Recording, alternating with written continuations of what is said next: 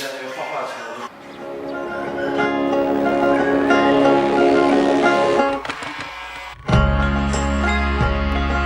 So back in 2005, I arrived in China, moved to China from the United States.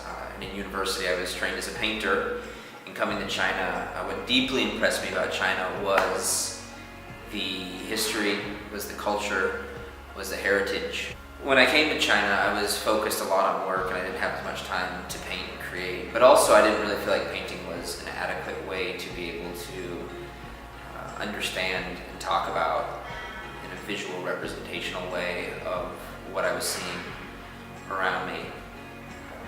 Just the culture and the heritage and the long history. But then also the massive amounts of development. So I started making pieces specifically outside in different areas of the city.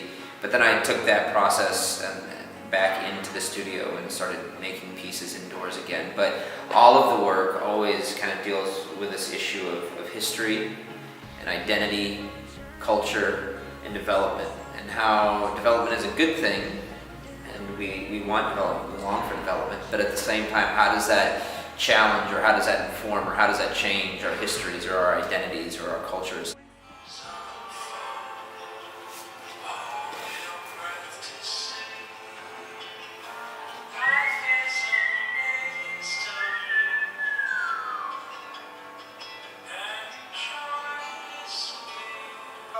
But like right here, this is more yellow. This is actually the original acrylic showing through because I put a thicker coat on it, so it coated it.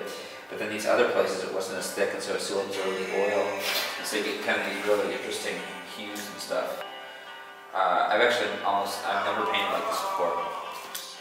The moon door piece is a piece that I draw from some older, more traditional elements of Chinese culture that I see around me. The moon door, being in Suzhou, we see it in many places in the gardens. The paper cutting is a very traditional Chinese art form craft that I think is really quite interesting. And so I wanted to use both of that process, but also that imagery. And then I use the idea of ladders. And ladders, for me, represent people's hopes and people's dreams and where they want to go and where they hope that they can go. And not everybody can always actualize or achieve those dreams.